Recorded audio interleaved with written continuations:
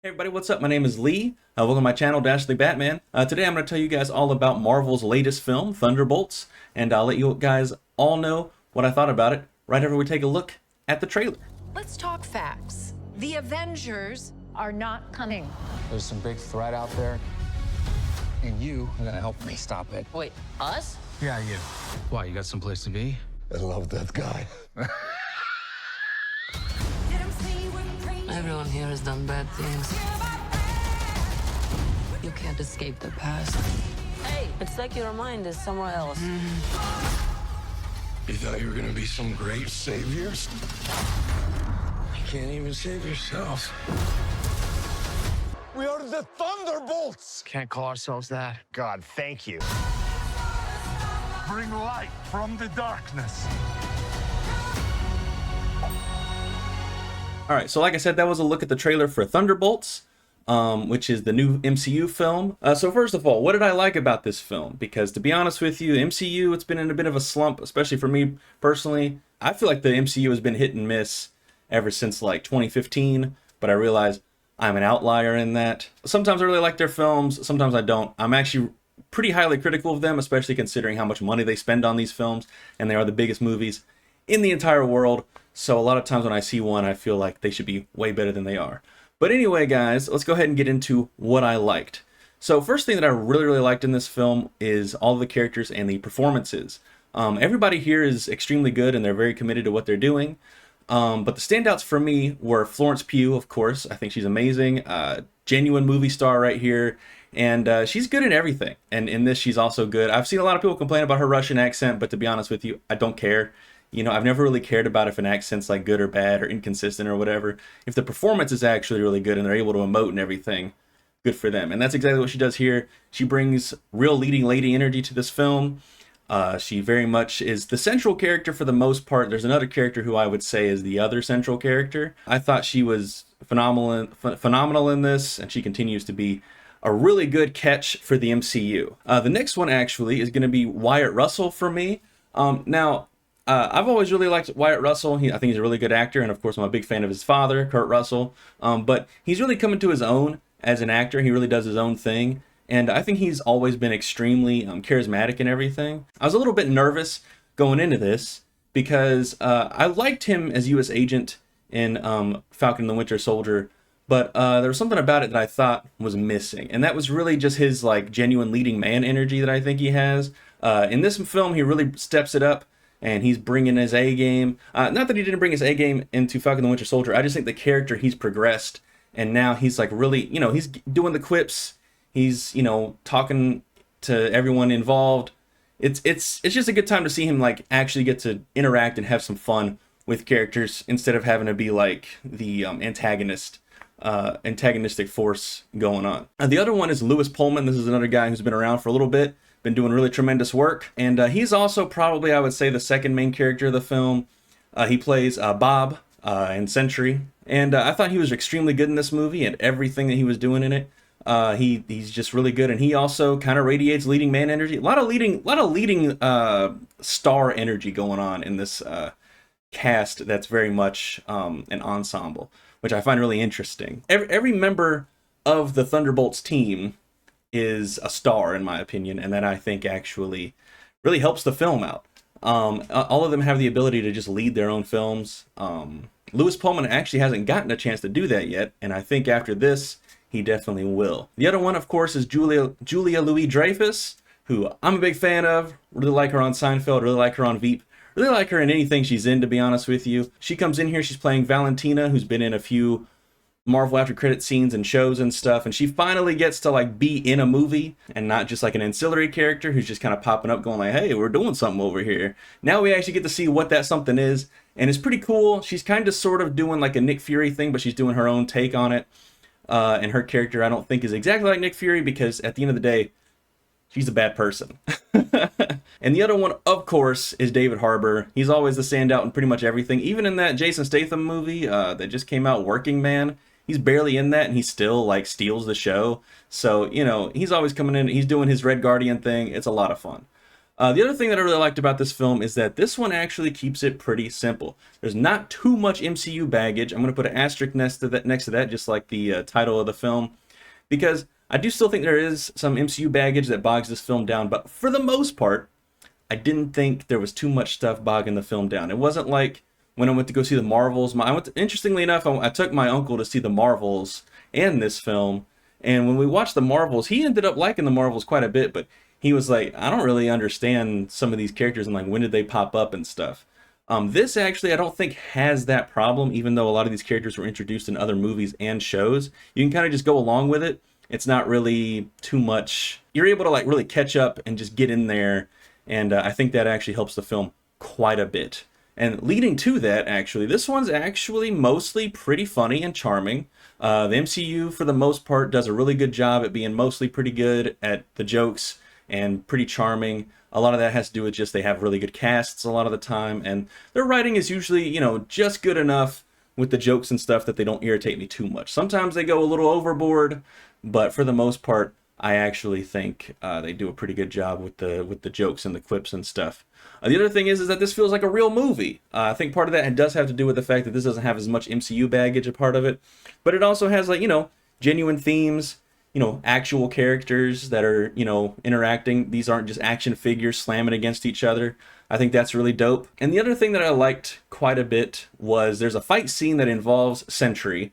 It's a quick fight scene, but it's so cool. And if you know anything about Sentry as a character, I don't want to give any spoilers or anything.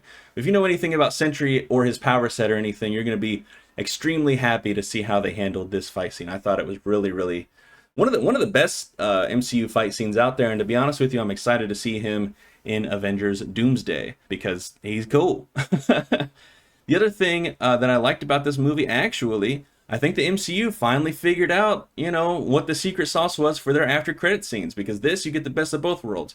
You get one that's like a callback to a joke that was in the film previously, and you get one that's like a setup for, you know, their future or whatever that's actually going to get some kind of payoff. It's not just like some, you know, lame BS. I think both after credit scenes are really, really good. The mid credit scene in particular, I really liked a lot. It's a really funny, really good callback to a joke that goes on throughout the film. And the after credit scene I liked, but it left me a little frustrated. And I'll get into that when we get into what I didn't like, which is what we're going to do right now. So let's talk about what I didn't like. So overall, I would say that we're, like, I don't know, 30, 40 films and TV shows deep into the MCU at this point. It's been going on since 2008. And superhero movies as a whole have been the dominant film as far as big budget films go for over 20 years at this point. And I gotta say that not just the weight of the MCU, but just the weight of how many superhero films and projects have been coming out over the years really does loom large over this movie. It made me feel really just kind of bored when I was watching this. I was like, I feel like I've been here and done that a lot of time with this movie. Not that this movie, it doesn't have its charm and that it isn't fun or anything, but there's definitely a been there, done that feel. You know, when it comes to these big budget blockbusters and stuff with these big franchises, one of the blockbusters I'm actually really looking forward to this year is Predator Badlands. And not just because I'm a big Predator fan, but because it's finally doing what I've always wanted to see as a Predator fan, but it's also doing something really new, which is taking the Predator and making them the main character of the film rather than the antagonist. And also putting us on the planet and stuff. And, you know, that's something we haven't seen in film before, and I'm really excited to see that. This isn't really doing anything new. As a matter of fact, this is very much going back to basics for Marvel. This feels like a very early Marvel film, like Phase 1, early Phase 2 type stuff. And I just feel like we've kind of moved past that. Even though Phase 1 of the MCU is still my favorite, I do feel like Marvel as a whole should have already moved past this type of movie. I don't really understand why we're going back to it. And going off of that, actually, there is something else in this film that, you know, happens really early on that genuinely just left a bad taste in my mouth. I don't want to talk about it because it is a spoiler, but especially considering what this film's attempting to say thematically, I'm like, this doesn't fit. And I don't know why you decided to do this. I actually do know why they decided to do it, and it actually has nothing to do with how it affects the overall movie at large or the themes or anything or how the characters interact with each other. It just mostly has to do, I think, with internet backlash towards a certain thing that happened in a certain movie. I'm trying to be really vague here. If you know, you know. If you don't, maybe I'll do a spoiler review. Leave a comment down below letting me know if you would like me to do a spoiler review, because I feel like sometimes with these movies, even saying that, like, you know, a character's in them, sometimes I feel like people get upset about that, even though they're like an important character. But anyway, it really feels like it's trying to be as inoffensive as possible. And this is something that the Marvel Cinematic Universe has really done a lot of in their films. And what do I mean by this? So basically, they don't really do a lot of risky creative choices. Their cinematography is often flat and dull. You know, it just feels like they're trying to get as many people to watch this as possible, and they're trying to make as many creative decisions as possible to make sure that they don't go, you know, too stylistic with it, because, you know, that can turn people off. But I feel like comic book movies, and one of the things that really appealed to me as like a kid when I would read comics, and even now as an adult, is just they're really cool, like creative, like stuff that they would do in the art and everything, along with the writing. Like comics, they still take risks, you know, even though some of the modern comics I'm not like a big fan of, but comics really take a lot of risks, both artistically and story-wise. And I just feel like the Marvel Cinematic Universe as a whole, granted there are outliers, just doesn't reflect the risk-taking that comics have. You know, considering these are such huge movies with gigantic budgets, I kind of understand why, but at the same time, you know, it used to be you would get these films with these huge budgets, and they would, at the very least, if they weren't about anything at all, they would still be really cool to watch visually, you know, and this is just really dull. Going off of that, the fight scenes in this, for the most part, with the exception of that one Sentry fight scene, very much been there, done that, very dull. I actually didn't like the way a lot of them were shot, and I thought that they were too dark to hide the fact that they were using stunt doubles and stuff.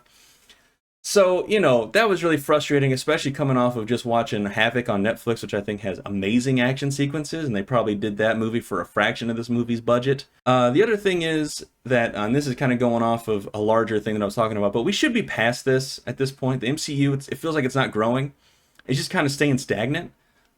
This is very much a stagnant film. This is like, hey guys, we're back to basics, because they've had a lot of films come out recently that like people didn't like, or TV shows that people didn't like, and I think they feel like they have to do this. But, you know, Doctor Strange Multiverse of Madness made almost $1 billion, and that's, you know, as stylistic as it gets. That feels like a Sam Raimi film, you know?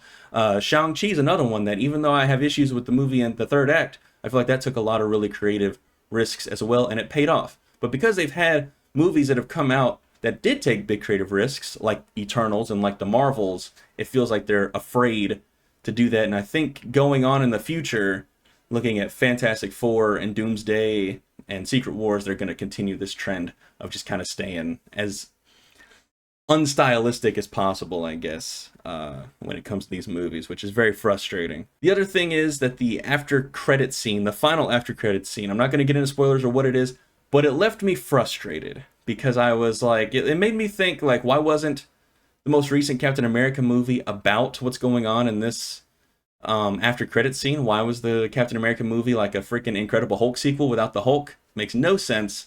The story that they set up here involving the characters would have made for a much better Captain America film, is all I'm saying. And it could have come out after this and everything. And it also left me frustrated because these films at this point feel kind of parasitic of one another. And what do I mean by that? Well, I can't really get into it without spoilers or anything, which is kind of why I almost might do a spoiler review for this, but I might not at the same time. I'm not really sure.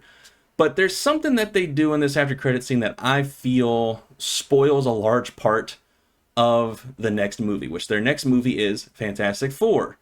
And, you know, granted, I already knew that's what was going to happen, okay? Don't get me wrong. But, like, showing it before that movie even comes out, I feel like is frustrating, because like I want to watch that movie and then see that. I don't want to like see this and then watch that movie knowing that that's where this movie's going to end at. So, you know, that's extremely frustrating for me, as cool as it is, and as much as the theater around me got super hyped for it and stuff.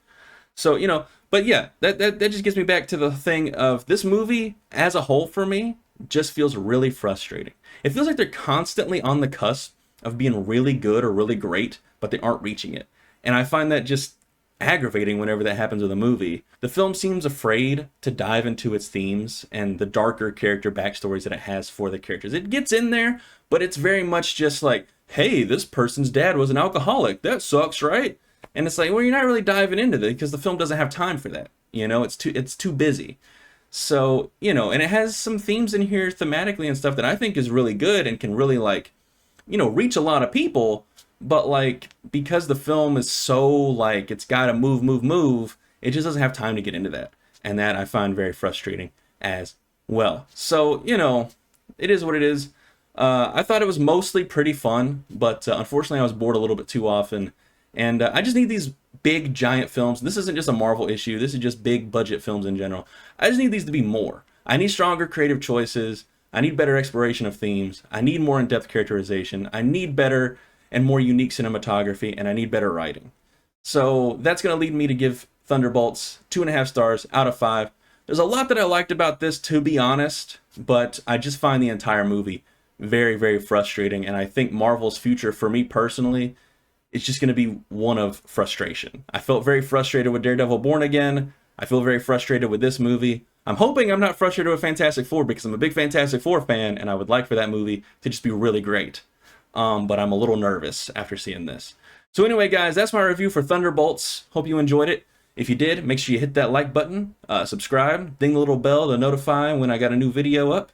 I will be streaming tonight. We're going to be playing Star Wars Episode 3, Revenge of the Sith, the video game. Because it's the 20th anniversary of that movie and that game. And I also am going to go see The Surfer in a couple hours, the new Nicolas Cage film, and I will have my review for that out Saturday or Monday. So be sure to look for that. So anyway, guys, that's my review. Hope you enjoyed it, and you know, hope you have a good morning, afternoon, or night whenever you're watching this. Peace. Wow, this has just been such a pleasure. I'm such a lucky boy. I can't wait to go home